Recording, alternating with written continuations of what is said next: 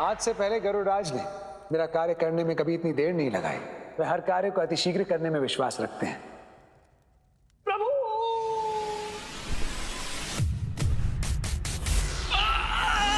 प्रभु! अरे गरुड़राज, आप ठीक तो हैं? हाँ प्रभु। प्रणाम प्रभु। मैं तो आपका दिव्य भक्त, मुझे क्या हो सकता है भला। किंतु भक्त हनुमान नहीं दिख रहे, वो नहीं आए आपके साथ? मत पूछिए प्रभु, उन्हें अपनी भक्ति का अहंकार हो गया है। मैंने उन्हें कितना समझाया, किंतु वो मेरे साथ चलने के लिए तैयार ही नहीं। तो क्या आपने उन्हें मेरे बारे में बताया? मैं बताने ही वाला था प्रभु, किंतु वो तो मुझे भी नहीं जानते, इसलिए मैं पहले उन्हें अपने बारे में बता रहा था। पक्षीराज, मोती अपना मूल्य कभी नहीं बताते। उन्हें देखकर लोग स्वयं समझ जाते हैं कि वो कितने अमूल्य हैं। यही बात भक्ति के विषय पर भी है। जो जाने सो कहे नहीं, जो कहे सो जाने नहीं। जो भक्त अपनी भक्ति का बखान स्वयं करते हैं, लोग उनकी भक्ति पर संदेह करते हैं। आप सत्य कह रहे हैं सुदामा जी, मुझसे ही कोई भूल हो गई है जो मैं अपने प्रभु का कार्य नहीं कर पाया। तो इसका अर्थ ये कि मैं अपने भक्त हनुमान से नहीं मिल पाऊंगा। प्रभु, हमारे रहते आपका कार्य ना हो, ये कैसे संभव है? मैं लेकर आऊंगा राम भक्त हनुमान को आपके पास। आज्ञा दीजिए। जब आप जैसे भक्त हैं तो भगवान को चिंता करने की क्या आवश्यकता। जाइए, मैं प्रतीक्षा करता हूं। प्रणाम प्रभु।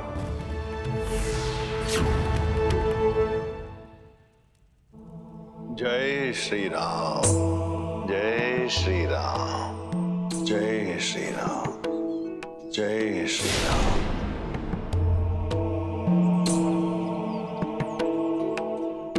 हे राम भक्त हनुमान, आंखें खोलिए, देखिए, संसार का सर्वश्रेष्ठ गदा कौमोदक आपको बुलाने आया है।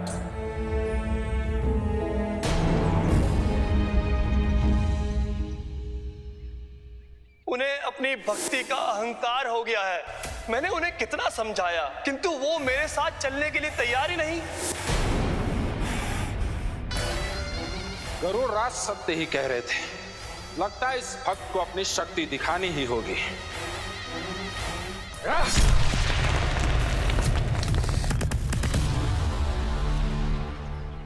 कौन है आप? और ये पर्वत पर पैर पटककर ये कैसा व्यायाम कर रहे हैं? मैं कोई व्यायाम नहीं कर रहा हूं राम भक्त। मैं तो आपको जगाने का प्रयास कर रहा हूं ताकि आपको अपने प्रभु के पास ले चलूं। तो पक्षीराज के बाद आपके प्रभु ने आपको यहाँ मुझे बुलाने के लिए भेजा है। अच्छा, एक बात बताइए, आपके प्रभु मुझसे मिलने के लिए इतने उतावले क्यों हैं? प्रभु की इच्छा तो प्रभु ही जाने। तो जाइए, अपने प्रभु से जाकर पूछ के आइए। यदि उनका मिलने का कारण मुझे उचित लगा तो मैं स्वयं उनसे जाकर मिल लूंगा। मैं प्रभु का भक्त हूँ और भक्त प्रभु की आज्ञा का पालन करते हैं, उनसे प्रश्न नहीं करते। तब तो मैं भी आपसे क्षमा ही चाहूंगा। आपको मेरे साथ चलना ही होगा, क्योंकि भक्ति और शक्ति दोनों में ही सर्वश्रेष्ठ हूं मैं, और इस संसार में मेरा सामना कोई नहीं कर सकता।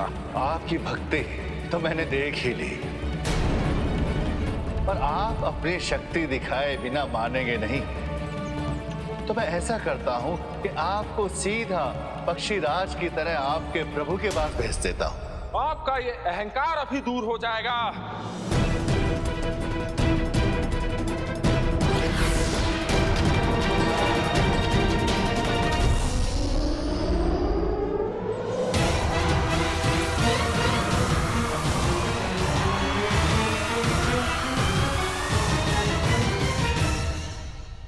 जय श्री राम। मुझे चिंता हो रही है सखा, कहीं महाबली हनुमान कमोदकी के साथ अधिक रुष्ट न हो जाए। सखा, आप चिंता न करें। रुष्ट वो होते हैं जिन्हें अहंकार होता है। प्रभु हनुमान जी तो अपने भक्ति में इतने लीन हैं कि अहंकार तो दूर, उन्हें तो स्वयं का भान नहीं रहता। प्रभु गरुण और गदा आपके बिना कोई कार्य नहीं कर सकते। अब केवल मैं ही हूं जो एक भक्त और भगवान को मिला सकता है। किंतु सुदर्शन, कमोदकी अभी लौटे नहीं है। आपको नहीं लगता हमें उनकी प्रतीक्षा करनी चाहिए? प्रभु, सुदर्शन के होते हुए आपको प्रतीक्षा करनी पड़े ये मैं नहीं देख सकता। मुझे आज्ञा दीजिए।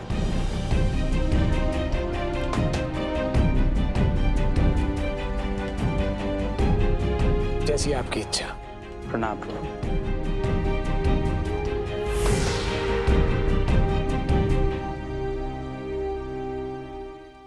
सखा, मैं ये समझ नहीं पाता कि जब आप सुदर्शन, कौमुदकी और गरुण को स्वयं शिक्षा दे सकते थे तो आप उन्हें पाठ पढ़ाने के लिए महाबली हनुमान के पास भेजने की क्या आवश्यकता थी?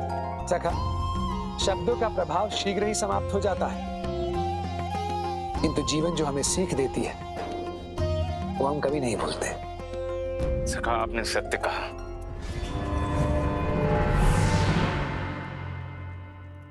रक्षा कीजिए प्रभु, रक्षा कीजिए प्रभु। अरे कमोदर, अपनी रक्षा के लिए मैं आपका प्रयोग करता हूं। आपको कब से रक्षा की आवश्यकता पड़ने लगी? क्षमा कीजिए प्रभु, क्षमा कीजिए।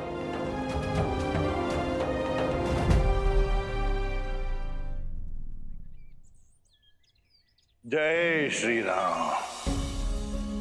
वो तो अच्छा हुआ कि इन कृष्ण भक्तों ने मुझे निद्रा से जगा दिया, अन्यथा मुझे पता ही नहीं चलता कि मुझे इतनी तीव्र भूख लगी है। और भक्ति की भूख मिटाने के बाद पेट की भूख मिटाने का आनंद ही कुछ और है। अब आपको जो भी करना है द्वारका चलकर कीजिएगा हनुमान।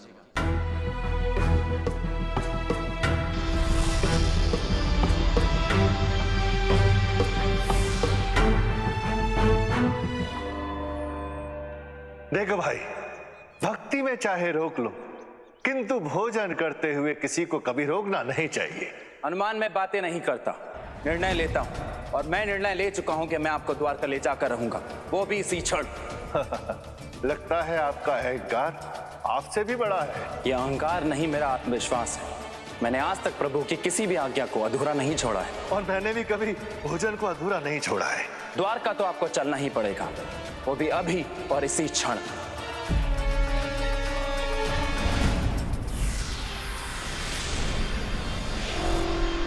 जय श्री राम।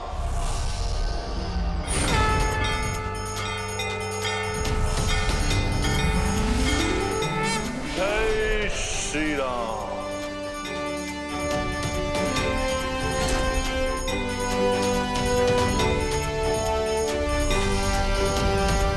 इन सब फलों में यही फल सबसे उत्तम लग रहा है। मैं पहले इसी को खा लेता हूं।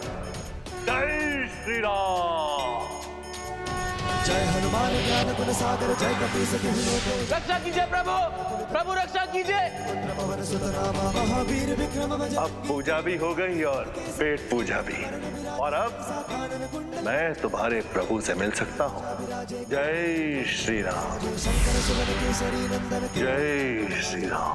विद्यावान गुणी अति चातुर, राम काज देखो आतुर। जय जय जय श्री राम।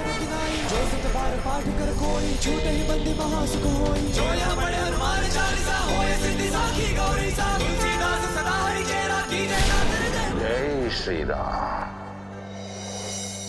ऐसी दिव्य और भव्य नगरी, ऐसी सुंदर नगरी तो मेरे प्रभु श्री राम की थी, अयोध्या नगरी। इस दिव्य नगरी के मुझे दर्शन करने ही होंगे। जय श्री राम।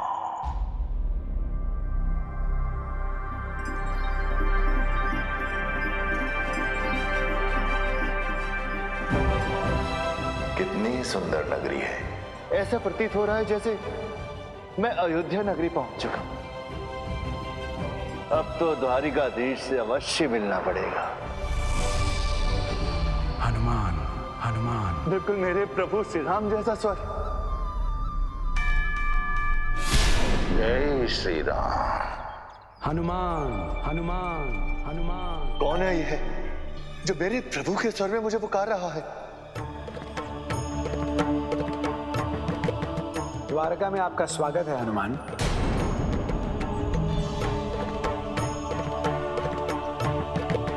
नव कंज लोचन कंज मुख कर कंज पद कंजारूढ़म।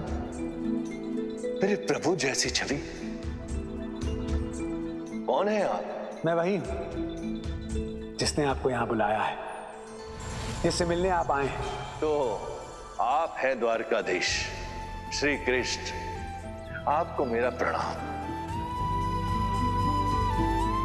मेरे भक्तों को तो आपने दंड दिया और अब आप मुझे प्रणाम कर रहे हैं। प्रभु, यदि उन्होंने अपने स्थान पर आपका परिचय दिया होता तो उन्हें कभी दंड न भुगतना पड़ता। प्रभु, हे हनुमान, अपने भक्तों की ओर से मैं क्षमा मांगता हूं और निवेदन करता हूं मेरे भक्त सुदर्शन को मुक्त कर दें। जैसी आपकी इच्छा प्रभु। और वैसे भी वे अपने अहंकार का दंड भुगत ही चुके हैं। जय श्री राम।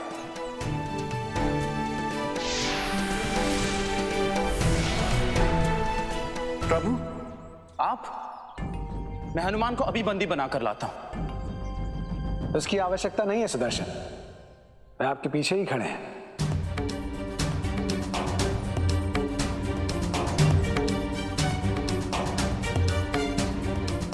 ऐसा प्रतीत होता है कि जठराग्नि की अग्नि में जलने के बाद भी आपका अहंकार कम नहीं हुआ। हे श्री कृष्ण, कहिए आप मुझे द्वारिका क्यों बुलाना चाहते थे? अब आप द्वारिका आ ही गए हैं तो मेरा उद्देश्य भी जान जाएंगे, किंतु उससे पहले मैं आपको बताना चाहता हूं मेरी द्वारिका में फलों का बहुत बड़ा बाग है। फलों का बाग? लगता है मुझे आपको जानने का आरंभ उसी भाग से करना होगा प्रभु। अवश्य पवन पुत्र, वैसे भी आपने जिस जिस नगर की वाटिका को उजाड़ा है वहां सदैव शुभ शुभ ही हुआ है। प्रभु, ऐसा प्रतीत होता है कि आप मेरे विषय में काफी कुछ जानते हैं। मैं भी आपके बारे में सब कुछ जानूंगा, किंतु वाटिका उजाड़ने के बाद प्रभु। जैसी आपकी इच्छा। सुदर्शन, जाइए और भक्त हनुमान को वाटिका दिखा लाइए। प्रभु, आइए हनुमान। प्रभु। हे हनुमान, तुम भले ही मुझे पहचान नहीं रहे हो, किंतु वर्षों से जिस भक्त से मिलने की लालसा मेरे मन में थी आज वह पूर्ण हो गई। सखा, मुझे लगा था हनुमान जी के आते ही आपके आदेश पर सुदर्शन, कौमुदक और गरुड़राज की शक्तियों का अहंकार तोड़ देंगे और उन्हें सच्ची भक्ति की ओर मोड़ देंगे, किंतु क्या यही ना कि भक्त हनुमान मुझे पहचान क्यों नहीं पाए? सखा, मैं तो अब तक ये नहीं समझ पा रहा कि संसार का इतना बड़ा भक्त अपने भगवान को न पहचान सके, ये कैसे संभव हो सकता है? सखा, इसमें भक्त हनुमान का कोई दोष नहीं है। एक श्राप के कारण वे केवल और केवल श्री राम के रूप को ही जानते पहचानते हैं। श्राप? सखा, जिस बजरंगबली को देखकर भूत पिशाच दूर दूर भाग जाते हो, भला उस हनुमान जी को कैसा श्राप? सखा, ये उस समय की बात है जब लंका जाने के लिए मेरी वानर सेना एक सेतु बांध रही थी। अभी वह सेतु आधा ही बना था कि सारे पत्थर समाप्त हो गए और तब भक्त हनुमान मेरे पास आए। आप चिंता न करें प्रभु, राम भक्त के रहते हुए राम काज में कोई बाधा नहीं आ सकता। किंतु हनुमान, पत्थरों के बिना यह अधूरा सेतु किस प्रकार बनेगा? प्रभु, अभी पत्थर ही समाप्त हुए हैं, किंतु पर्वत नहीं। मैं इस सेतु के निर्माण के लिए इस संसार के सभी पर्वतों को लाकर समुद्र में डाल दूंगा, तो सेतु स्वयं ही निर्मित हो जाएगा प्रभु।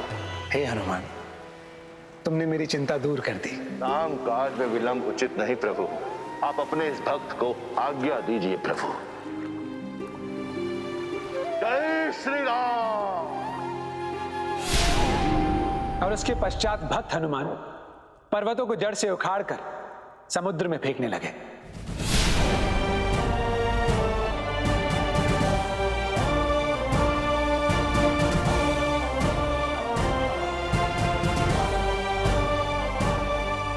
जय श्री राम। जय श्री राम।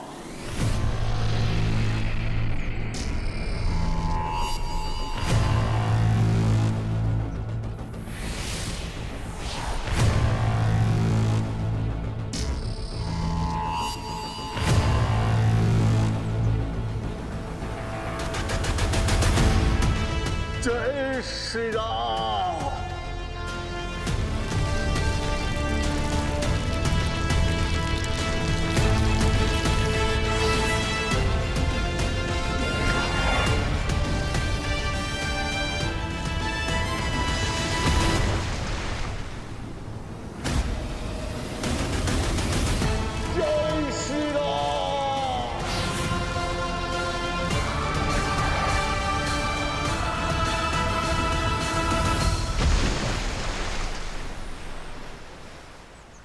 हे हनुमान, तुम केवल मेरे भक्त ही नहीं, इस संसार के लिए मेरी प्रेरणा हो। इसलिए जब तक तुम इस संसार में रहोगे, रामकाज में कभी कोई बाधा नहीं आएगी। कितना विशाल पर्वत, कई छोटे छोटे पर्वतों के स्थान पर यदि मैं इस विशाल गोवर्धन पर्वत को ले जाऊं तो एक ही बार में राम सेतु का कार्य पूर्ण हो जाएगा। जय श्री राम।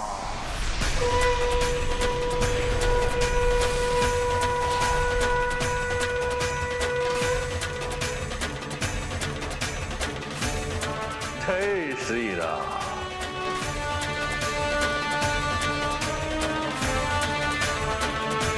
जय श्री राम।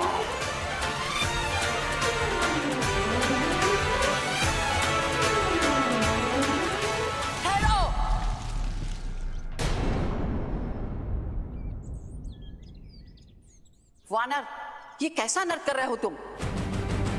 देखते नहीं हो अभी मैं नारायण भगवान की आरती करने जा रही हूँ। भाई, रामकाज के लिए मुझे विलंब हो रहा है, इसलिए इस गोवर्धन पर्वत को लेके मुझे जाना ही होगा माई। विलंब तो मुझे हो रहा है, मैंने अभी तक नारायण भगवान को भोग नहीं लगाया है। पहले मुझे अपने नारायण भगवान को भोग लगाने दो, तत्पश्चात तुम्हें इस पर्वत को जहां ले जाना है ले जाना। क्षमा करना माई, किंतु संपूर्ण वानर सेना राम सेतु बनाने की प्रतीक्षा कर रही है। अब और विलंब नहीं कर सकते माई, इसीलिए मुझे अभी और इसी क्षण इस पर्वत को लेके जाना होगा माई। मुझे आज्ञा दे माई।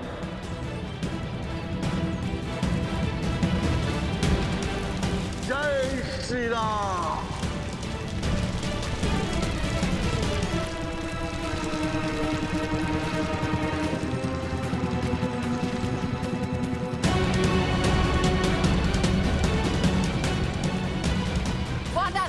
तुम्हें इस बूढ़ी माई से अधिक राम काज प्रिय है ना?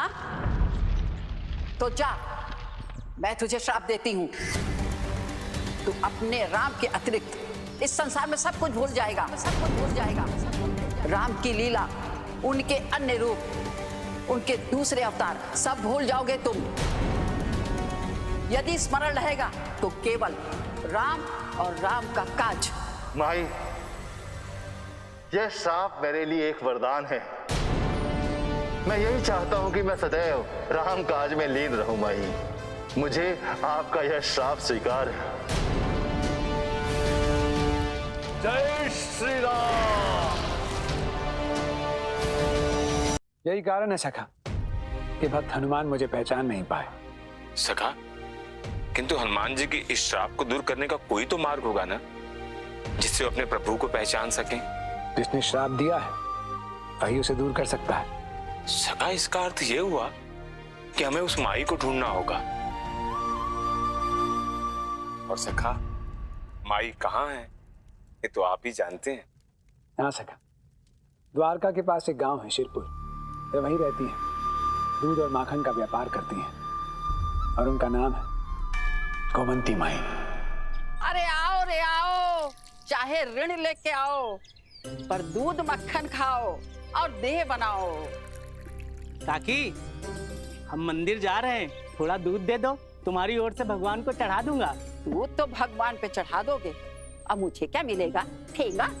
तुम्हें लेना हो तो दूध लो, नहीं तो जाओ। काकी, हमेशा धन के बारे में ही सोचती हो, थोड़ा धर्म भी कर लिया करो। धर्म तो दूसरों को ठगने का नाम है बस। मेरे लिए तो मेरा व्यापार ही धर्म है। व्यापार करती हो माखन और दूध का, उस द्वारिकाधीश के नाम पे थोड़ा ही कुछ दे दो, पुण्य होगा। पाप और पुण्य का ढोंग यहाँ मत फैलाओ। दूध लेना है तो पैसा दो, नहीं तो रास्ता लो। ना धर्म को मानती हो, ना भगवान को, ना कन्हैया लाल को। व्यापार करती हो दूध और माखन का। तुम्हारा तो भगवान ही भला करे। अरे जो स्वयं खुद दूसरों के सहारे बैठा हो वो मेरा क्या भला करेगा? हाँ, आओ रे आओ, ऋण लेके आओ, दूध मक्खन खाओ और देह बनाओ। ये क्या सखा, जो माई नारायण की इतनी बड़ी भक्त हो सकती है, वो अचानक नास्तिक कैसे हो सकती है? सखा, जब एक भक्त दूसरे भक्त को श्राप देता है तो जो श्राप देता है उसके भीतर की भक्ति और पुण्य दोनों ही समाप्त हो जाते हैं। गोमती मैया ने मेरे भक्त हनुमान को श्राप तो दे दिया, किंतु इसके कारण उनके मन में मेरी भक्ति और पुण्य दोनों ही समाप्त हो गए। एक ऐसी विडंबना है, एक भक्त अपने भगवान को नहीं पहचान रहा, दूसरे भक्त के हृदय से भक्ति समाप्त हो रही है। इस समस्या कैसे सुलझेगी सखा? अब एक ही मार्ग है सखा, गोमती मैया के हृदय में फिर से भक्ति का बीज बोना होगा। तभी वो मेरे भक्त हनुमान का श्राप दूर करेंगे और तभी मेरे बैकुंठ के भक्तों का अहंकार दूर होगा। सखा, शीरपुर जाने की तैयारी करो अब।